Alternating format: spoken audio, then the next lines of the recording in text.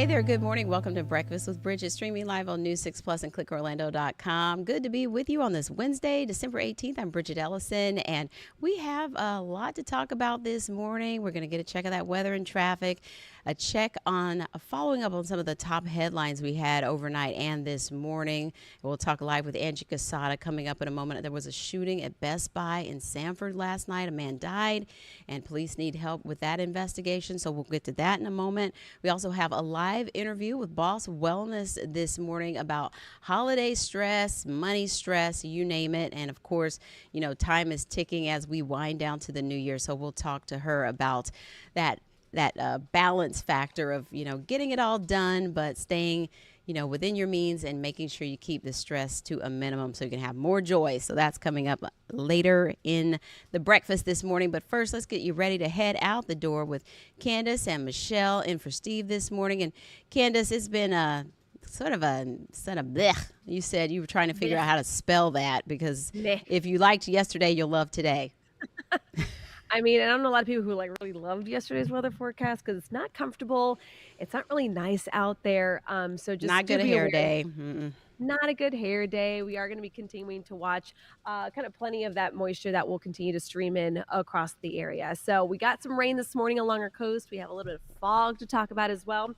But we are also mentioning that we also are going to be watching the potential for some more showers and thunderstorms in the forecast for today. So it's all mixed in, one more really unsettled weather day, and then we can kind of sit back and enjoy the next couple of days as we kind of gear in to the Christmas season. So let's take it to the maps, show you what's going on.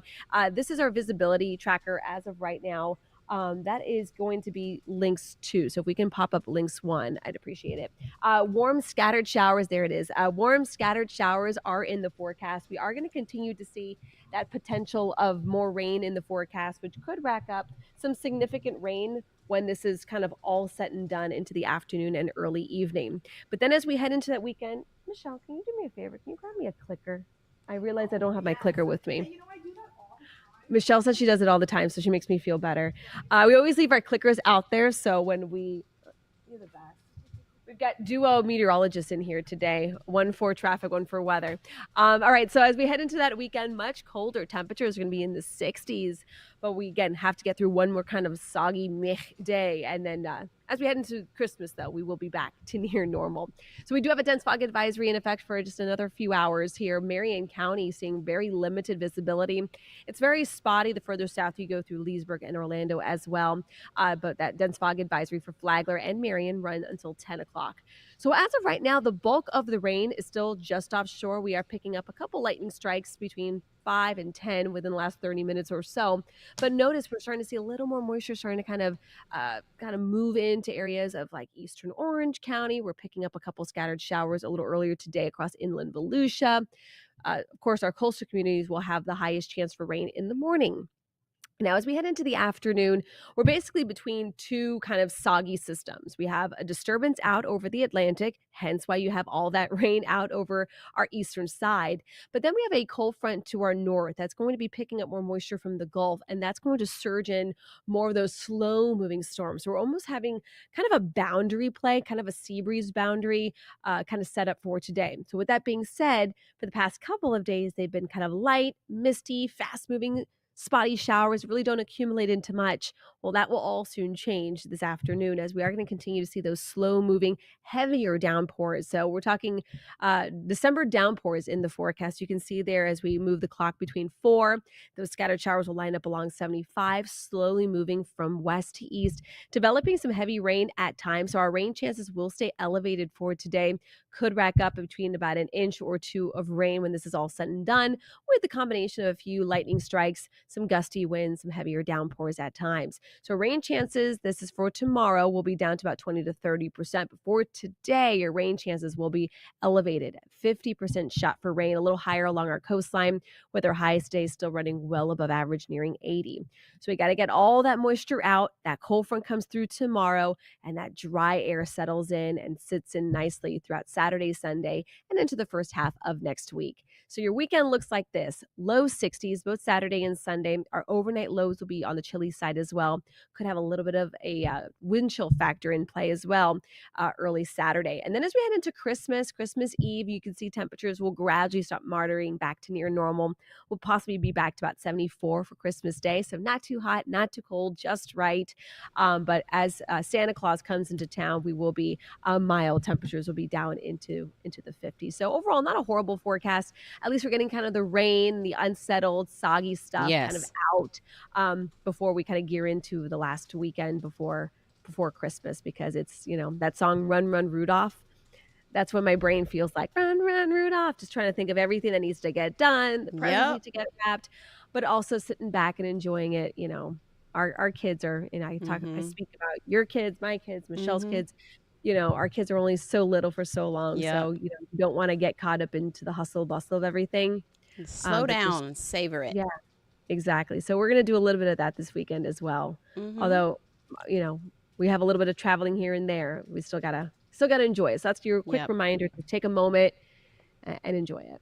Yes, it's the simple pleasures for sure. And It really is. the weather, like you said, it's a little bit dicey right now with like getting all those Mhm. errands done and stuff. So of course you want to be careful out there shopping and everything. I noticed like the sidewalks and stuff were kind of slick last night, and I had Right. on like these like loafer type shoes.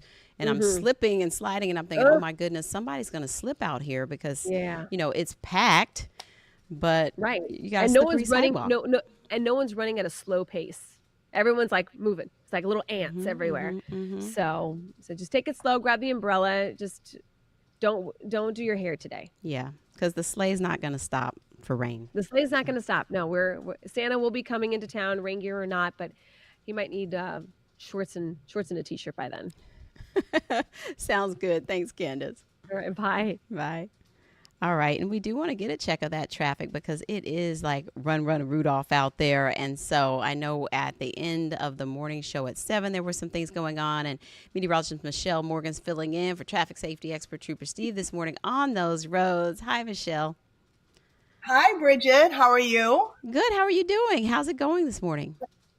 It's going good. It's going good. I was just listening to you and Candace's conversation, and she's right. Everything is like go, go, go, but you have to keep reminding yourself just to slow it down a little bit. So, For sure. And we're going to just talk like about on that the holiday road. stress too. We're talking about holiday spending stress with Oh, licensed yeah. counselor Shantala Boss in a minute. And so it comes down to that shopping stress right now, and the traffic kind of makes it more stressful when you have those errands to run and those pickups and stuff, and lots of people visiting from out of town. So that you don't know what to expect with the traffic these Yes, days. exactly right. Yeah, you're absolutely right. Like right now, I'm keeping an eye on everything, and there are no major crashes at the moment. Earlier this morning, I was tracking a few crashes that caused some slowdowns. But as of right now, most of those crashes looks like they have cleared, but we're still seeing residual backups. I do want to show you a few cameras here, and we are looking at some backups, some slowdowns on I-4 westbound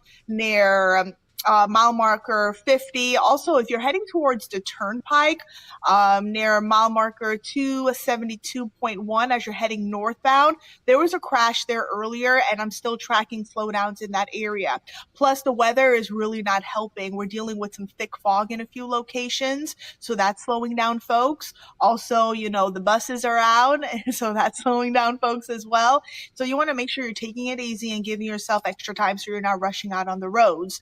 So here's a look at the traffic map as of right now. And you can see that everything looks okay right now, especially heading in and out of the metro area, just sliding it down just a bit. But you can see that I am looking at some reds here. You can see I-4 eastbound near Highway 27. Usually in that area, we do see backups. So if that's part of your commute this morning, you should be already used to that. Just make sure you're allowing extra time, or probably giving yourself more time because some fog is in that area. 438 as you're heading out of Claremont along the turnpike, also looking at some slowdown slowdowns. Lake Mary near Sanford, looking at some slowdowns as well. Now, the road conditions aren't awful. We are tracking a few showers pushing on shore, as Candace was talking about. So it is causing some wet roadways. If you are heading along I-95, north and southbound, especially in Melbourne, Cocoa Beach area, we're looking at some wet roads. So just make sure you're slowing it down. And then just taking a look at a few drive times here, 408 eastbound, as you're heading from Kirkman to I-4, looking pretty good.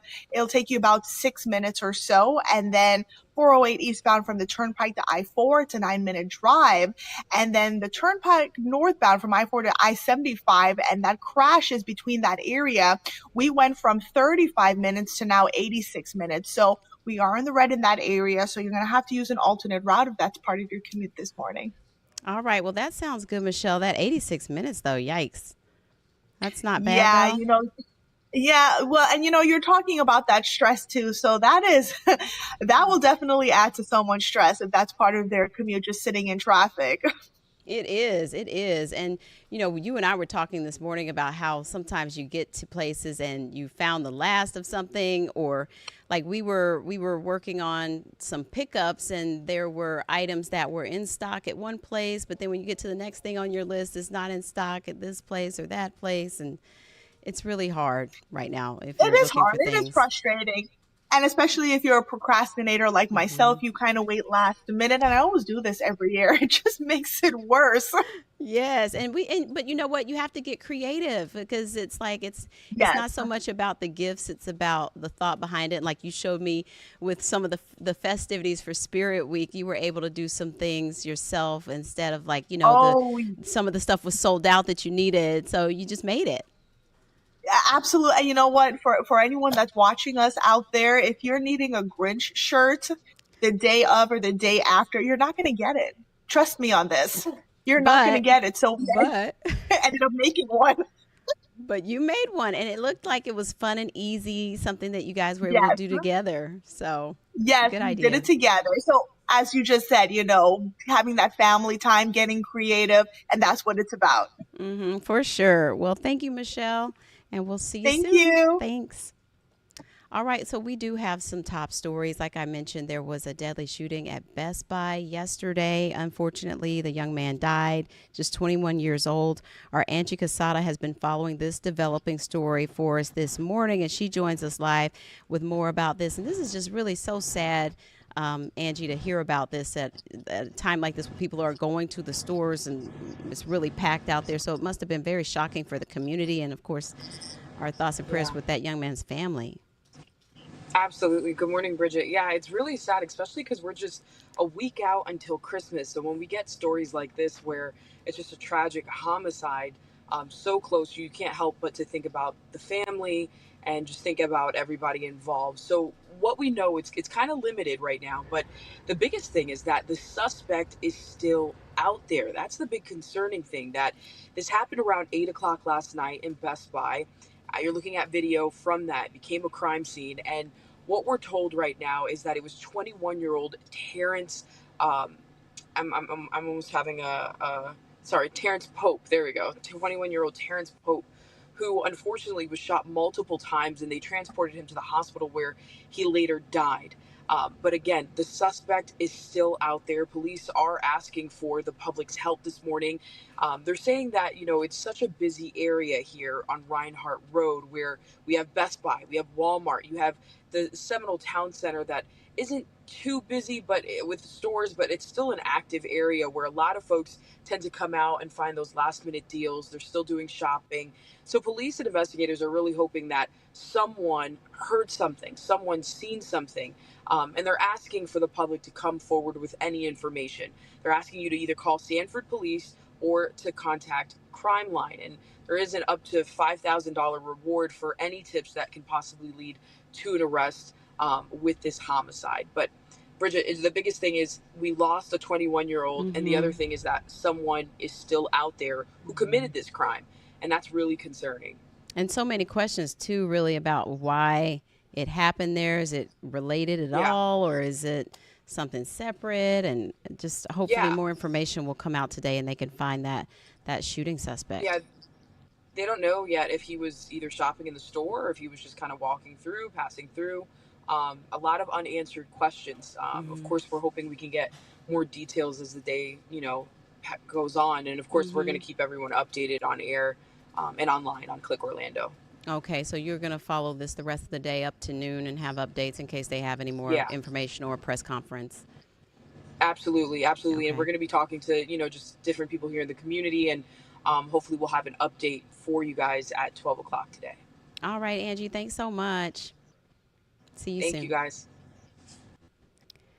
We also are following the latest in the feud between Orange County leaders and the supervisor of elections, Glenn Gilzine. It's now headed to court in Orange County this morning. There's a hearing that will happen about a move by the county council to block funding to the office over millions of dollars in questionable spending. So News 6's Mark Lehman has a look ahead at what will happen in that hearing in court today. All in favor, let it be known by saying aye. Aye. Opposed, no. All right, the motion is unanimous. By unanimous vote, Orange County Commissioners have decided to directly pay election office workers this month. The move circumventing Supervisor of Elections Glenn Gilzine as the county continues to freeze funds amid allegations that he wrongfully spent tax dollars. Commissioners also directed Gilzine to cancel a $1.1 million donation to the Central Florida Foundation. Well, I think they have to. I think if he asks, they have to, because that's what the contract says, is that he has a right to cancel the contract. I'm glad the contract says that. Earlier this week, Comptroller Phil Diamond released a report of Gilzine's office which showed a deficit of more than $500,000. County attorneys say the funds approved by the commission will ensure employees are paid during the holidays. Gilzine, meanwhile, maintains he's done nothing wrong and says the county is playing politics before he leaves office.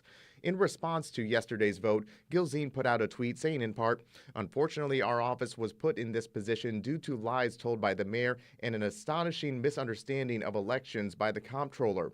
We will continue to fight in court and shine a light on the laws the county broke to score cheap political points using taxpayer dollars." Of course, we'll be following that in the Orange County courtroom today, and we'll have updates here on WKMG News 6 at noon and clickorlando.com.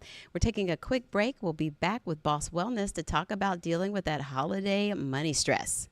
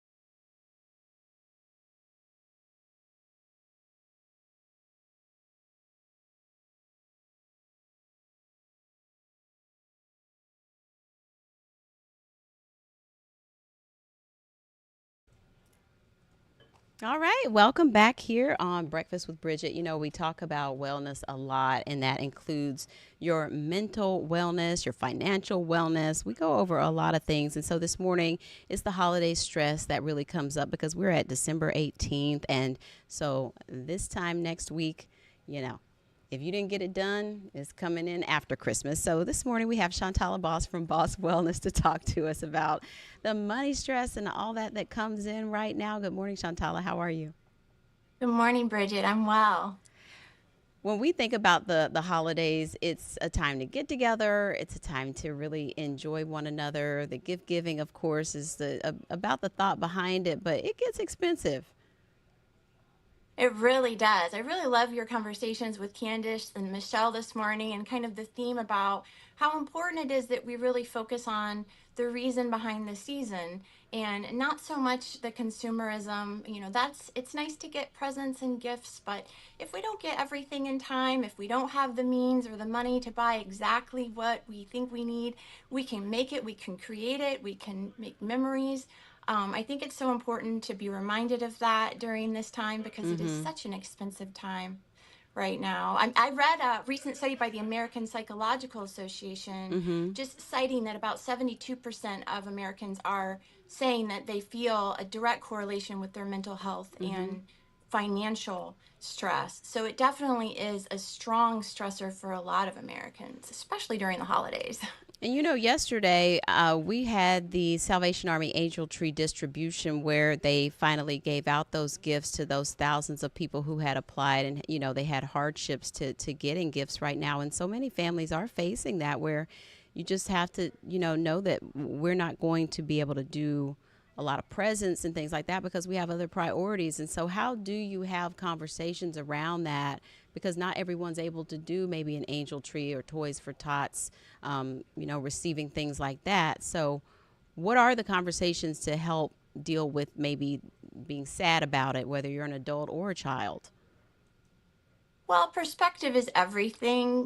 We all have, nobody will ever have everything they want.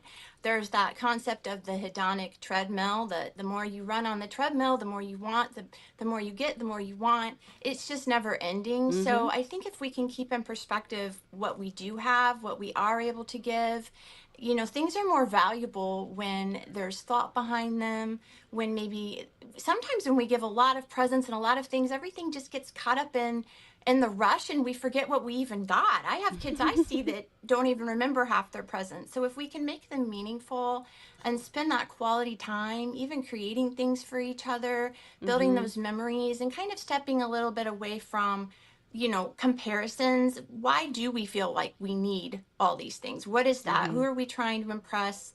I think that a lot of times these days with influencers on TikTok, Mm-hmm. Instagram, Mm-hmm. we're constantly seeing things we think we need or we think we want. Once we get them, we realize they're really not something that mattered to us and we Mm-hmm. were fine before. So practicing that gratitude and really changing our perspective. And I was reading a little bit about how important it is if you have an influencer that you're following and you're Mm-hmm. starting to feel anxious or envious or like low Mm-hmm. self-esteem, bad about yourself, just unfollow them. There are a lot of Mm-hmm. influencers that are very encouraging about your mental health and Mm-hmm. doing good things to protect that. You make a good point with that, because now there are so many people monetizing their use of social media, and so sometimes it's almost like watching nonstop commercials, right? And so, what are some of the tips you Mhm. give people who maybe are struggling with spending and maybe compulsive shopping or emotional shopping? Sometimes we feel like we need a treat maybe to feel better. hmm Well, recognizing it is number one, and trying to find out what void are you trying to fill? What does emotional shopping do for you? Because if we take away a behavior, we need to replace it with something else. Mm-hmm. So figuring out what that's doing for us emotionally and how we can replace that behavior effectively, and then limiting our time on the internet. Online shopping, I think, is the worst culprit because we're constantly getting pop-ups or Mm-hmm. this quick sale, you get $100 off, but then you have to spend 500, Yeah. and it's it's a psychological minefield, really. So trying to limit that and practicing gratitude with what we have, and do buy those things and those purchases, but putting a little bit more thought into them, and not getting caught up as much into all of Mm-hmm. this. It's kind of almost scamming in some ways the way these companies Mm-hmm. do it. I've bought things and I thought, oh, this is as cheap as it gets, this is an Yeah. amazing deal, a week later, it's even less expensive and it's not even listed as a sale. So it's Yep. like, was Yep. this even worth it? It's crazy how that works, All right. but Well, it's very easy to get caught up in that. it really is. We appreciate your Yeah. insight this morning. Where can we go to sort of get more information on these topics? My website is bosswellnessllc.com, and I have a YouTube channel where I list all of my interviews if you would like to look at any of those. So, All right. Well, thank you so much, Shantala. Good to see you. Happy holidays. thank you. Happy holidays, Bridget. Take care. Bye. Bye. We want to get to a story that we've been covering in terms of business around Central Florida. Many restaurants have struggled to keep up with the growing demand on wages as well as the cost to run businesses. And so it's a tight labor market. And so our News 6 anchor Matt Austin spoke with a new restaurant about how they're navigating these times. 7 days a week. The sizzle of an authentic Colombian breakfast fills the air at the Bakery Colombian Cafe in Avalon Park. Every color that you see here, every piece that you see here, it came from our farm. 2 years ago, Heidi Lopez and her husband George created this colorful cafe. I told my husband and my girl, let's do something that is gonna be us. And it's gonna reflect from us to our people, to our customers. Respect, love, consistency, tidiness. While this place has an impressive 4.9 rating on Google and a gaggle of consistent customers, we've lived here for 15 years, and this is the best thing that's hit Avalon Park in 15 years. the family-owned business has found itself in the middle of a difficult economic landscape. The price of food has skyrocketed with inflation, and the labor market is hotter than fresh penda bonos. Before COVID, during COVID, and after COVID, price has changed, not only for the food, the payroll is increasing every year. Feel like that forecast held true? It did hold true. Dr. Sean Snaith is the director for the Institute of Economic Forecasting at UCF. He told News 6 4 years ago a hike in the minimum wage of $1 per year could crush small businesses. In September, it rose another $1 to $13 per hour. Yeah, that's at $1 per hour per employee hour worked. You start adding that up across the staff, that's not a small amount of money anymore. Snaith says Florida's economy is still strong, but on a micro level, you'll notice more self-checkout and more established mom and pop businesses closing down. Because I think these same establishments that have been successful for a long time and were well patronized were facing not only higher minimum wages, they were facing higher rents.